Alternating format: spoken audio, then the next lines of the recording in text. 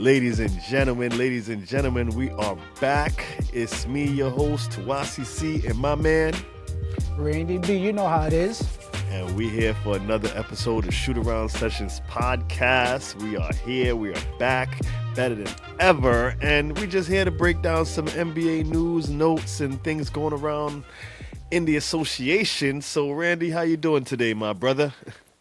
I'm doing all right. I feel like I could be better, but, you know, I'm blessed. We're alive. We're doing this thing. Let's go with There it. you go. And we got to jump right into it because we both kind of a little angry because our team, the New York Knicks, have not been performing well since our last episode. I feel like we straight up, I could say I straight up jinxed them because when we last left off, they were supposed to play against the Orlando Magic, and Orlando gave it to us that night. It was crazy. And we've been up and down. We've lost a couple games, won a couple games. How you feeling about the New York Knicks right now, Randy? I'm trying not to be that Knicks fan. I'm trying not to be the ones where, it's time for a trade. It's time for us to do something. It's time for a shake-up within the organization. But no, amongst the teammates that are there, They need to wake up. Especially the last two games have been what I would call an embarrassment. All right? Straight up. They squeaked out a win against Dallas. And again, the Orlando Magic is just schooling this team, and I don't know what's going on. I understand we do have a few injuries. Well, we have one major one, which would be with OG, and then Landry went out. Landry went out yesterday again. So I know we're dealing with that, but the team right now is just not looking. They're not looking like a cohesive unit. They're not looking like what they were advertised as being at the beginning of the season. Word. We were given a 6 for a 9. And now we're not looking like that right now, man. And I'm not happy about it. I know you're not happy about it. My thing is, I'm gonna go back to the Mavericks game where we barely squeaked past one of the worst teams in the league. So I'm livid by that. Livid. We got away with the little call where the guy swooped him, but we missed about 6 free throws going down that stretch, from 4 to 6 free throws. And Mitch, he not going to hit it. I get it. But I forgot who else took the free throws. And I think Shamit even missed some free throws. And I was mad. And now we fast forward now to last night's game where we lose against the Magic again. I'm like, we can't catch a break. Everyone needs to. Jalen Brunson is doing his thing. He's giving you 30. I know we missed a few games. I know we had a few games without him. He's giving you 30 and 6 or what have you. But I'm the type of guy. I've been trying my best. To stick up for Cat.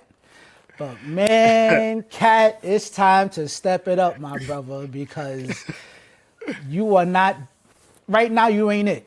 You ain't it right now, all right? Man. And you got to be careful because you got a trigger happy owner that will move someone very quickly if they are underperforming. And not just say that these things can't get better, but you're not consistent. He is not consistent at all. Facts. I mean, you know me. I hated Julius Randle in New York, but Cat is he's very slowly becoming the second coming of Julius Randle. Every time this guy drives to the hole, I get scared. He's not hitting these threes. He calling for fouls. He not playing defense. Bro just looked lost out there. I don't know if he got the birthday hangover and it's like he's still coming off of that, but he's not looking right, and I feel like he's regressed over the last few games. Coming from last year, he was balling. He was doing his thing last year. Even in the playoffs, he did his thing here and there. But now I'm just seeing like a shell of himself where it's like, dog, you got to knock down these threes. You got to play defense. You got to get back. Stop looking for these calls. Try a little mid-range game.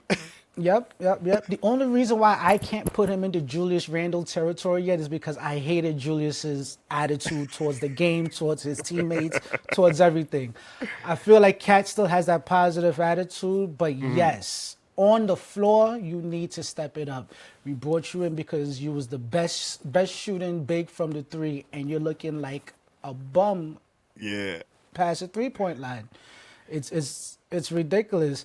And again, like you said, every time he drives, I get scared because he Yeah. ends up on the floor rolling around. Every single time, whether he flopping or getting knocked down legitimately, it's like, bro, just looked like an accident waiting to happen, and we can't afford to lose our big like that, you know?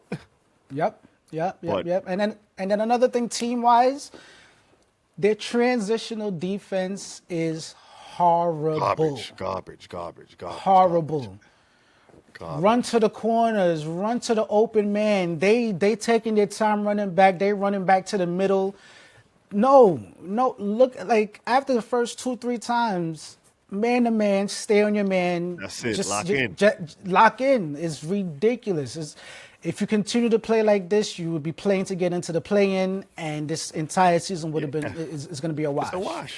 It's a wash. I mean, Mike Brown, not to throw any shade on him, but he got to get it together where we're really seeing all they're doing is shooting threes, and when the threes ain't hitting, they're not taking it to the hole. They're not getting inside. We lost Shamit, a big part of this team, man. He went off for 36 one of them games. He hit some big threes against the Mavs, but last night, that same shoulder popped out, and I know he's going to miss some I mean, I'm not wishing it on him, but the way that thing looked, he's going to miss some significant time, and he's a big piece to the puzzle, you know? Right. And another thing that sucks is we thought, again, I know you thought, we were deep. It looks like we can't even go to the next man up. Nah. I feel like the people that were playing were producing. Now they're getting hurt, and everyone else off the bench is lost. So I don't know where we are right now. I don't know what the stand. I don't want to be that Knicks fan, but they're turning me back into that Knicks fan. I was like, listen, there's something. Right, I'm getting triggered. By past seasons. Does something need to change? Does something drastic need to happen? Is there, I don't know, is a change in personnel and a change of the team? Or maybe just a change in attitude while you're on the floor? Be more gritty. This is New York. And they got to get it together, man. I'm thinking, I'm looking at players like Yabusele. He's not it right now. I'm looking at Bridges. Bridges is productive, but then he tends to disappear. And even though OG out, where's his lockup defense? Who's he locking up? You had them guys go Wagner. That Wagner guy killed us. And not even Mitch. And I love Mitch to death, but Mitch couldn't even lock him up. Yeah, it was crazy. Yeah, as you say about OG and Bridges was brought in for their wing defense, and that talk has been non-existent. Bridges, first quarter, he will get you going, but then the rest of the game, he would just disappear. Like a bobblehead. The only constants that we have is JB. Jalen Brunson is going to get you your 30. He going to give it. Mitch is going to defend where he can defend. Mitch is still a constant, and I feel like Miles McBride is still... He's not the best player in the world, but he's going to play hard. That's one thing you're going to get. He's going to play hard, so... And he wasn't out there for us last night, so I know that's a major thing that was against us. But we just gotta be better, especially on the road. And that wasn't really a road game because MSG South was in the building, and the fans wasn't happy. So I'm not happy. I mean, you say a shakeup. Dare we say, are we gonna hit that button? And you feel like we should shake it up and try to go after Giannis Antetokounmpo? I feel like we need to be better before we even knock on that door. At the beginning of the season, with the hype behind the Knicks, we had the advantage. Meaning, Giannis wanted to come to New York. So with that being said, it put the pressure on Memphis to make a deal. So with that, they didn't have to ask for too much. But now, in a situation where we're kind of not, I don't want to say that we're struggling. We're not struggling, but that advantage we're losing game by game because now we don't have the advantage to say, well, you know what? He wants to come here. We'll give you X, Y, and we'll possibly think about Z and bring him over. And now we got to turn around and say, well, we're not doing that good either. So we might have to give up more than is necessary to possibly get a person like Giannis. Yeah, I don't know. I'm just praying to the basketball gods if it does come down to it. Because, like I said, I do like Cat. I'm not gonna hate on Cat. I'm a Cat supporter. He's not Julius Randle yet, but if you give me another 20 stretch of games, man, he's gonna turn into that bum real quick.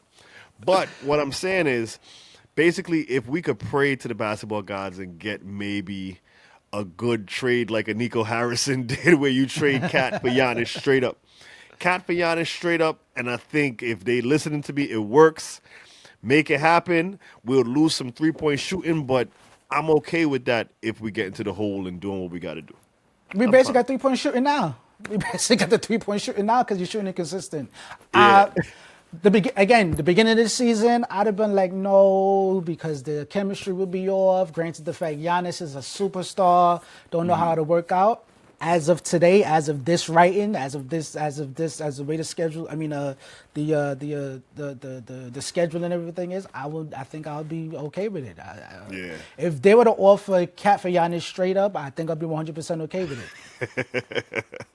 We gotta see. If y'all watching this Milwaukee, man, just give us a little sign. He's not gonna stay with y'all. He not trying to be there. So Yeah, he's not trying to before it stay. get Give him a ugly, call. let him walk. Let him walk. Let him walk. But Just send a text and see what they say, you know? that's it. It'll happen. But we got to talk about somebody else in trade rumors, and that is our man, fan of the show. We love him over here, Anthony Glass. Real name Anthony Davis. What say you, my brother? You think they're gonna get rid of Anthony Davis? I think they want to. When I say they, I'm talking about Dallas. I think they want to remove the stain of Nico Harrison as much as possible. And with that being said, I believe Anthony Davis is a major part of the changes, the unnecessary trade and changes to that team that was done. And again, Anthony Davis, I always say this, when he's on the floor, he is a difference maker. The only problem is he's not on the floor. And going back to the old Knicks state of mind, you got certain people on social media now. I'm already seeing it.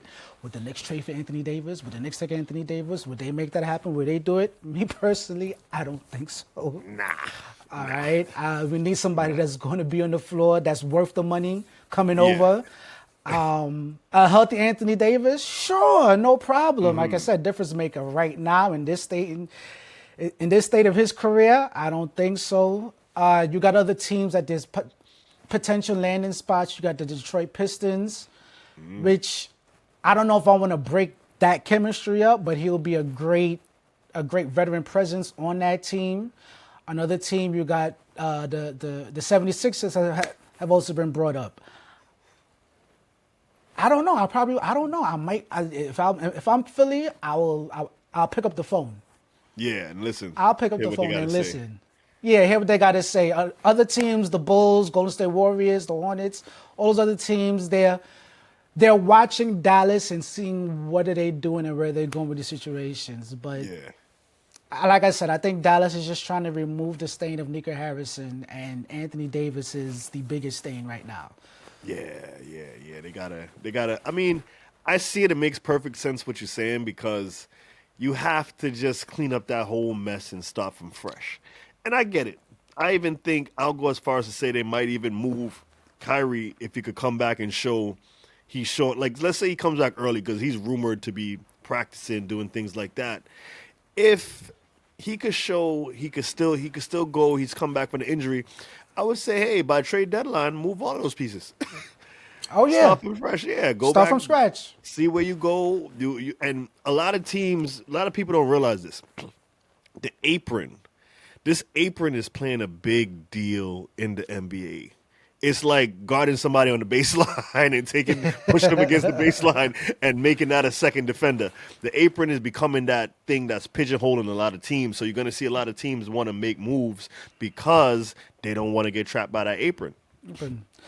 Let me ask you a question, because I understand why the apron is put into play is to make sure that there's an even spread of talent across all teams, that they want the smaller markets to come up and don't want too much, they don't want too much dynasties. Let me ask you this. Do you think that this whole apron situation is making the NBA more entertaining or less entertaining? It's interesting. I do feel like it's making it a little bit more competitive, so you won't see teams like, me personally, I feel like the apron was put in place when Kevin Durant went to the Golden State Golden Warriors. State. Yeah, that was what they could have been had KD had not left. That would have been a monster problem. And you've seen what happened to the Boston Celtics. So it's kind of evening it out. But as far as entertaining, I don't know because some of our best teams, which I'm gonna say the Denver Nuggets, big fan of Denver right now. What they're doing in Denver, and they got that real next man up thing where I think they got one of those young guys, Watson, coming up, and he had 30 the other night. So you seeing more lesser guys come up, and it's gonna stop that supermax thing, and people gonna learn how to spend their money. But I can't really say if it's more entertaining or not. I if hear it's you. made it, but it's made it more competitive. At least I feel like the balance. And with that being said, I honestly believe that because it's more competitive amongst more teams, it does make it a little bit more entertaining. I've had the most fun watching the playoffs and the season within the last 2-3 years. Yeah. Because there's more teams. There's more teams that can possibly win. Like last year, we all knew Oklahoma City was the favorites. But still, teams in the playoffs, they were competing. They were trying. They were vying for the spot. And a Denver. team like the Lakers, where every year, every 3 to 5 years, the Lakers going to make it into the finals, you don't get that predictability anymore. So for anyone that has a home team, the second April can be a pain in the backside. But at the end of the day, the product itself is a lot better because you got more teams that could come up. Now, is it a little too strict? Who's to say? Yeah, we'll who's to see say? the We gotta next. see. Yeah, we're gonna see the next. How that plays out. Yeah, we'll see how it plays out. But right now, like you said, it's making teams a little bit more responsible with their money, picking and choosing how they're gonna spend it, who they want to bring on, and it gives teams time to build stars internally, build stars through the draft, build stars through the G League. It's just, people got to step up because you can't team up no more. It can't. I agree with that. And I think that is good for the league in a sense because I really go back to those years with the Miami Heat and how the Miami Heat used to dominate the league. And then you had LeBron was in the title picture every year for 9 straight years. Seasons, Straight. yeah. And it's all because of those power moves that he made. Not taking anything away from him as a player. I think one of the greatest players of all time, but having that crux to have 3 max superstars and even how crazy it was getting with the Boston Celtics. We saw what happened. You had $200-300 million players on that team. Yeah.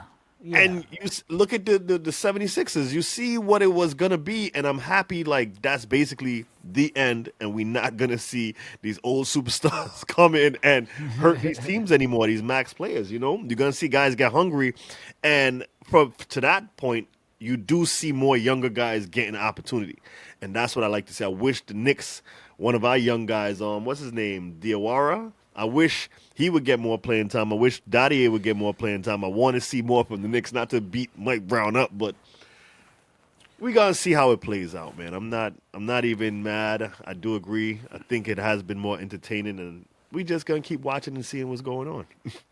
Yeah, we'll see how things go. Definitely.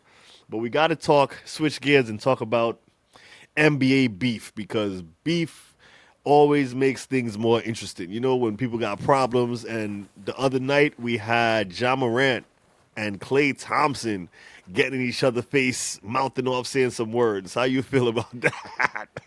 Well, I only saw the highlights. I still don't know what the devil they were fighting about. All I'm going to say is this. There's multiple events that is leading towards Ja Morant needing a change in scenery. All right? I think everything is showing that there's multiple situations that's causing frustrations, and it's time for him to go. I don't think the people in Memphis can control, I don't want to say control, but really control his emotions anymore. I don't think he wants his emotions controlled. I think it's time for him to go. It's not a great fit. He needs, and not to say he's going to go somewhere where somebody can control what he does, but I think when you don't want to be somewhere anymore, when you're not having fun anymore, when the game is no longer fun, it's time to leave. And I think I think by trade deadline, I've been saying this since the beginning. I believe Ja Morant is going to be gone. Nah, I agree with you now to the point where the incident was he was in street clothes. He ain't even playing the game. Yeah, I He saw that. basically went up to Clay and said, "Yeah, you washed." Spoke some words to him, and Clay thought it was very disrespectful. And I'm thinking to myself, like, yeah, Jai's acting out now. He's bugging out, and he's trying to force his way out of Memphis. Like, we could clearly see he's trying to get out of there. Like, he kind of Absolutely. bugging. Is it the way to go? I just say, hey, Ja, just request a trade, and then you can get up out of there. But I don't know. He makes a lot of money, and I think the bigger question in all of this is, are we seeing a star fade, and he's not going to be a star in this league anymore? And that's the biggest question because it sucks. There was a point where Ja was Mr. Highlight Reel, and there was a point where any team in the NBA would have gladly taken him. And the reason why, if he is acting up because he wants to leave, he has to be careful because every other team is watching this. And now they're going to say, do I want this individual to come in and possibly poison whatever chemistry me and my current team has? Who's going to take? Only teams that are desperate to move up in the standings, or who just need some type of name value to sell tickets, will take you. You won't get taken to a contender because they're gonna turn and say, "I don't need this. I don't need that." So let me ask you a question. What team do you feel like he fits? Like he could actually come in and help him out right now?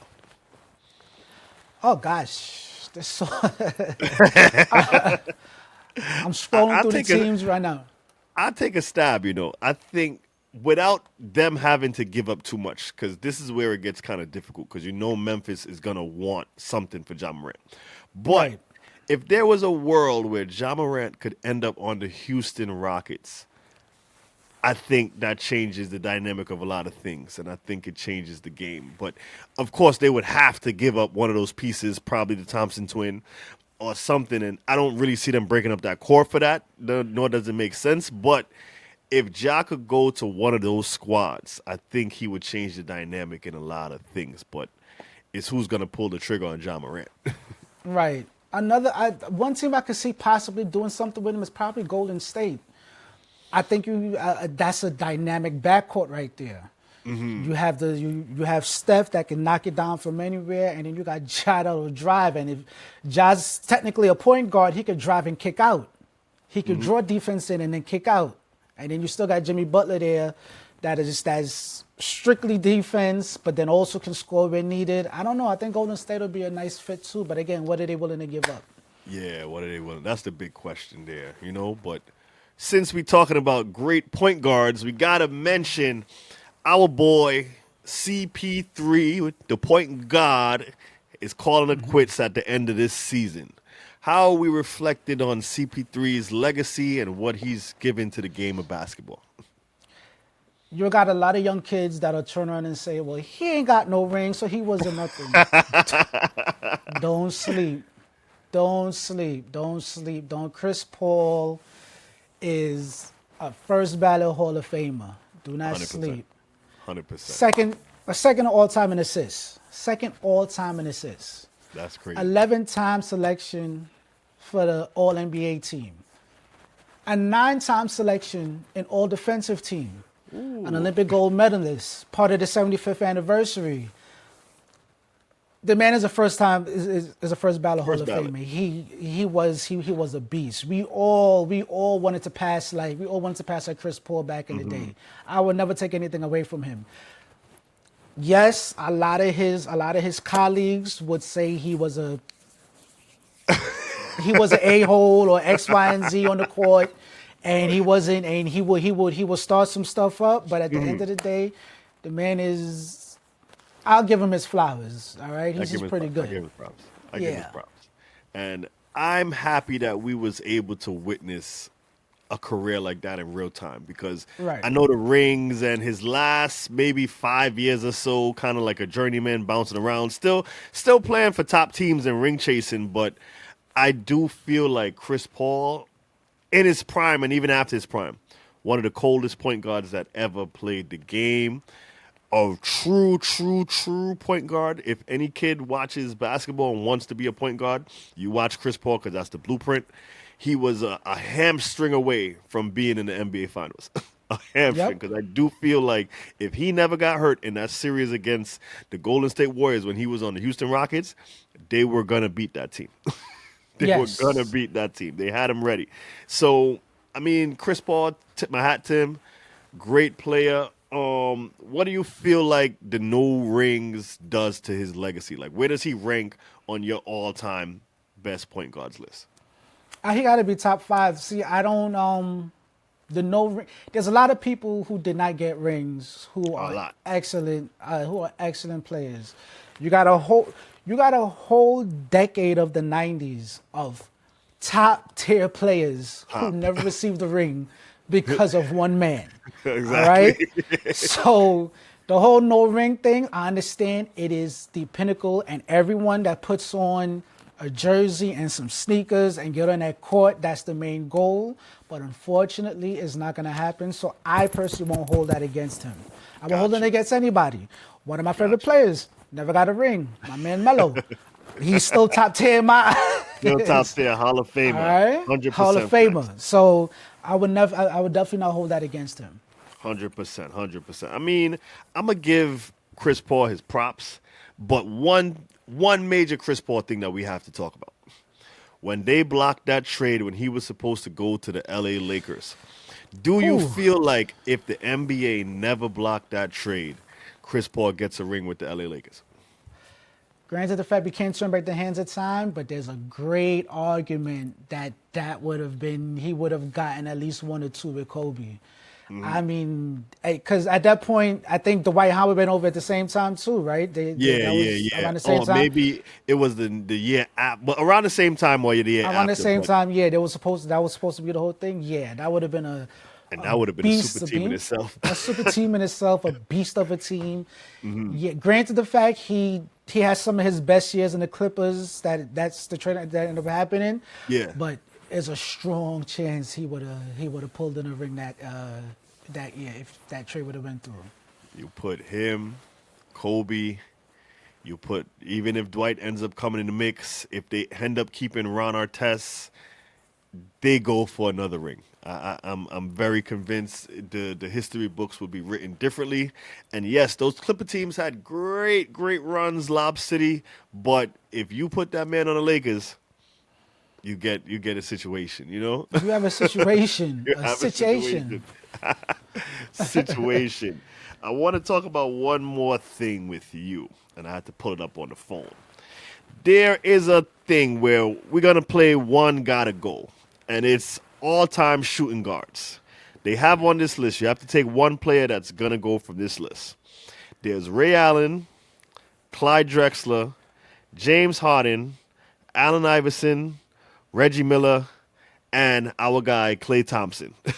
One of those shooting guards have to go, and which one are you picking? Oh, that's easy for me, and I'm sorry, this doesn't sound like hate, but Klay Thompson has to go. Klay Thompson has to go. First of all, he whined and moaned and complained that he wasn't a part of the top 25 and wanted to know why. And 75, yeah, top 75, wanted to know why. I'm like, bro, you was a spot-up shooter. Granted, the fact you can say that about Ray Allen, X, Y, and Z, but I think Ray Allen had more of a game. Yes. Clay is the example of being in the best situation, the best place at the best time. You know why? Because he went somewhere else thinking he was going to be better, and you got people running up to your face telling you that you washed. So I'm sorry. I'm sorry. It was an easy choice for me, Klay Thompson. I do think Klay lost a step a very long time ago, and I think Klay thinks a lot more of himself as a superstar. But like you said, he was in a perfect situation in Golden State. He didn't have to do too much. He had to play defense and be a lockdown defender and hit threes. Great shooter. Will never take that from him. Probably one of the best shooters of all time. But as a shooting guard compared to those other men on that list, even with a guy like Clyde Drexler, people may put him at the bottom of that list. And we know how cold Clyde was back in the day. A Oh lot of yeah, kids nowadays, they probably won't know how cold, even going into his later career when he linked up with the Rockets. with the That Rockets, man right? was a difference maker on that team. There's a reason why he was compared to Jordan when he first came in, but that's another story because Jordan shut that down. But yeah, That's why I say Jordan's a monster, monster. Tore him up in the finals. But another guy that would have never got a ring if Jordan wasn't in the game. But I digress. You look at that list, you have some real transform. Even a James Harden. As much as I wasn't a James Harden, I never really been a James Harden fan. But watching that NBA documentary on Netflix and making me relive some of those, like how James Harden from like 2015 to about 2018 had the league on notice and is probably one of the best offensive players that the game has ever seen. of course, Ever. absolutely. Choked in a couple big situations, but as you said, I'm going to go with what you said, and I'm going to say Klay Thompson has to leave that list. I tried to put Klay up there because he had the rings, but you brought it to my attention. Klay got those rings because of Steph, man, and he wasn't doing that nowhere. You put Klay in any other situation, he's a Mike Miller. He's a yeah. He's a Mike Miller. Oh, No disrespect gosh. to Mike Miller. No disrespect to Mike Miller. No disrespect. He put in his work, but But no, get in yeah, the corner yeah, and shoot.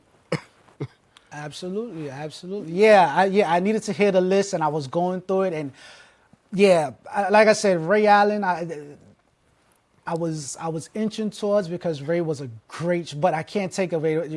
Ray Allen was one of the best 3-point shooters of all time. Yeah. Reggie Miller was a beast. Beast. All right, Beast. not just a 3-point shooter, but a beast on the floor because Everything. he can take it in. He can play defense. He can get into your head and throw you off your game. You can never put him out. And then of course AI was just dynamic. Just forget about it. AI is AI in his own right. All right. And to have Klay with that list of, and it's not beating up Klay because I don't want It's to not. beat the guy who's down. I want to kick a man when he's down. He did good for his. He had a great career. Great career. He could put up 4 rings and say, "Yeah, I got 4 of these bad boys." I get it. I ain't mad at him, man. But at the end of the day, you have to call a spade and say, "Man, I had the best job in the world." Have the best job in the world. Best All I job. gotta do is run to that corner. Run to That's that corner it. and take that 3. That's it. And he's had his moments like that game where he took over from OKC when he lit them up for those 3s in that second half. Lit them up. Range, crazy. I shout out to Klay. I got a lot of respect for Klay. If I could have had Klay on the Knicks back in the day, I would have taken him on the Knicks in a heartbeat. Absolutely. But Klay got washed when he had that injury in the finals. That was the last days of seeing a good Klay Thompson. Absolutely. Now he in Dallas just doing whatever he want. Meg Thee Stallion, shout out to him, man. I can't be mad at that, man. Or maybe that's why I'm hating. I don't know. I got one more before we close it out because we give a lot of love to the old school players, so this one is going to come off the dome. Who is one of your most exciting young players to watch in the league right now? The most exciting young player to watch in the league right now. Boy, give me about 2 seconds to figure that part out. When you say young, like how young? We talking young guys, not the Ant Edwards who's been around for a while. I mean, Cade, we could throw him in there because Cade is pretty exciting, but I want this new crop of young guys coming up, making their name in the league, cutting their teeth. Who you saying is the most exciting? I might even go and say, if I could say one, Tyrese Maxey or VJ Edgecombe. I like those guys. Edgecombe is a great guess, but no, Cade actually is one of the young up and comers that is looking to. He's looking to stamp his name and say this league will be mine. After your Lucas and your Shais are out and everything, but then again, him and Shai might be that might be the battle. That might be the battle within the next 3 to 5 years. But if you're talking young, yeah, I'm thinking Cade. I want to put Shai in there because he's still young, but he's still doing his thing. Yeah, it's his league right now. It's his league basically, right. If they could get another chip this year and dominate, and he gets another MVP because his numbers are looking insane, it's SGA's league right now. I'm not even saying Luka. They're trying to put it on Luka, but it's SGA's league. I got one more name, but don't get mad at me. But I got one more name because they are entertaining as hell, and that's Halliburton. Halliburton can play the game, and when it comes to old school taunting and getting in people's heads, he has the spirit of Reggie Miller in that man, and he's entertaining. I got to put Halliburton in that as well. I'll give you that he is entertaining in the sense that you just hate that guy, and I wish he was never hurt, and I can't wait for him to, because his revenge season It's going to be is crazy. going to be something to see. It's gonna going be to be crazy. something to see when he comes back. So we hope this man gets well soon, and we hope he gets it right, because I'm ready for Brunson to put that chair in his back again. That's all I'm ready for. That's all I want. But I think that's going to do it for us today on the latest edition of Shootaround Sessions Podcast with me, your host, Tawasi C, and my man. Randy B, you know how it is. You know how it go, man. Stay locked in with us. Like, comment, and subscribe. Follow us on Instagram, TikTok, and just stay in tune with us and keep rocking with us. We're going to keep getting them shots up, and we're going to catch y'all in the next one. Peace.